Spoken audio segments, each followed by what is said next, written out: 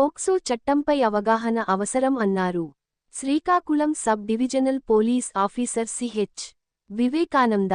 ఆ తల్లి వీక్నెస్ ని అతను కనిపెట్టి ఆమెకి వెళ్ళినప్పుడల్లా మందివ్వడం, ఆమె తాగి పడుకోవడం, వీడు ఆమె ప్లస్ ఆ పిల్లని కూడా అన్యాయంగా చాలా సెక్సువల్ అసాల్ట్ చేయడం జరిగింది.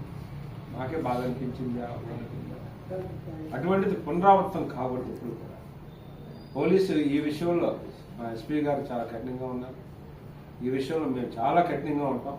చిన్న పిల్లల మీద ఎవరు ఎటువంటి సెక్సువల్ అబ్యూస్ చేస్తే మాత్రం చట్టపరంగా ఎటువంటి ఇది ఉండదు. చాలా కఠినమైనటువంటి శిక్షలు పడతాయి.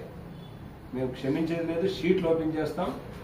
మేము ప్రజలకు కూడా నేను వెళ్ళినప్పుడు మార్నింగ్ రిక్వెస్ట్ చేశాను, ఇటువంటి వ్యక్తుల్ని సమాజం మీ ఊర్లో ఉన్నప్పుడు మీరు అబ్జర్వ్ చేయకపోవడం కూడా మీకు తప్పు. మీరు అందరూ కూడా దీన్ని వ్యతిరేకించాలని ప్రజలు కూడా నేను చెప్పడం జరిగింది ఆ ఊర్లో. కాబట్టి ఈ కేసులో ఆ ఆటో డ్రైవర్ని అరెస్ట్ చేయడం జరిగింది. ఆటోని కూడా సీజ్ చేశాము. అలాగే ఇతనికి సహకరించిన తల్లిని కూడా, ఈ అమ్మాయి తరగతి తల్లిని కూడా అరెస్ట్ చేశారు. బయటకు వచ్చింది, ఎవరు తల్లికి చాలాసార్లు చెప్పింది.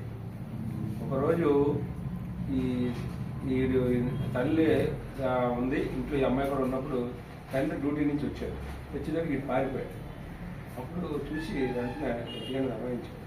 చేసిన నేను అమ్మకు కూడా నాన్న చెప్పాను, ఇలా ఇబ్బంది పెడుతున్నాడని. మరి అమ్మ పట్టించుకోలేదంటే అమ్మ కూడా నన్ను 2 నిమిషాలు కూర్చుని పెళ్లి చెప్పను. ఎదురుగుండానే పిన్ని వాళ్ళ బాబాయిలు ఉంటారు. వెంటనే వాళ్ళు మేనమా ఒక అతను వాళ్ళు స్పందించారు. అదే కళ్ళు ఎదురుగుండా చిన్నపిల్లకి జరుగుతుంది. వీళ్ళు వెంటనే తీసుకుని ఒక హాస్టల్లో కూడా పెట్టడం జరిగింది. పెట్టినా మళ్ళీ ఆటో మార్చినా ఈ ఆటో డ్రైవర్ ఏం చేశాడంటే ఇంకో ఆటోలో ఎలాగ వెళ్తారని ఆ ఆటోని మానిపించి మళ్ళీ ఇతని ఆటోలోనే ఎక్కించుకుని తీసుకెళ్ళిన పరిస్థితి వచ్చింది. దాంతో ఈ మేనమామ బాబాయిలు కొంత క్షోభ చెంది ఇటువంటి వాడు మనం క్షమించకూడదని వెంటనే పోలీస్ స్టేషన్కి వచ్చి కంప్లైంట్ ఇచ్చారు. ఆ బాబు కూడా ఇవ్వడానికి సిద్ధపడింది. ఎందుకంటే అమ్మాయి చాలా హ్యూమిలేట్ అయింది.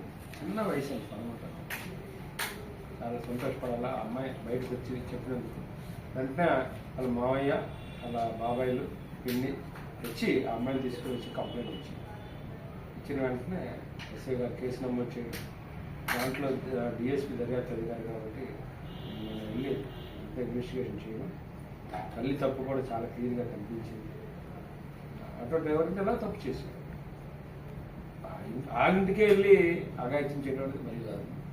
సో అందుకని ఇమీడియట్గా అరెస్ట్ చేసి దానికి సహకరించినందుకు తల్లిని కూడా ఫస్ట్ టైం అరెస్ట్ చేసి రిమాండ్ పంపించారు.